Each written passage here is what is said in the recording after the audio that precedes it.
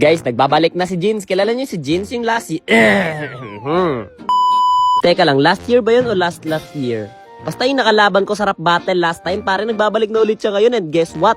Hindi na siya lumpia rapper, pare. Halimaw na siya ngayon mag-rap, gumaling na siya. Eh di sana all gumaling, may ubot sipon pa rin ako hanggang ngayon. Pansin nyo ba sa boses ko? Hindi ba halata minsan? Naglapag na nga siya ng diss track niya ngayon, pare. Ako na naman yung gusto niyang kalabanin. Gusto niya bumawi sa akin, palibasa kasi dati hindi pa siya marunong masyado, di ba? Or hindi sila nagkakasundo ng beat. Ngayon, pare, nagkakasundo na sila ng beat. Magaling na talaga siya, kaya gusto niya na naman akong bawian. Pero syempre, hindi naman ako papayag na bawian ako ng ganun-ganun lang, di ba? Dapat babawi din tayo pa.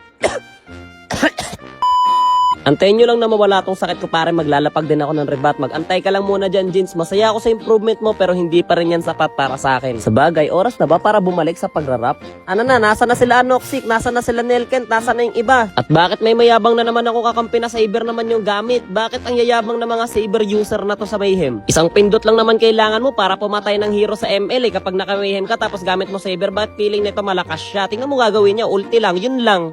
Malakas ba yun? Dapat pag Saber Enjoyer, walang karapatan magsalita eh, no? Dapat nananahimik na lang yung mga taong yan eh, oh. Patay, buti pa yung gamit ko, 3 pindot. Although pindot pa rin naman, at least masaya.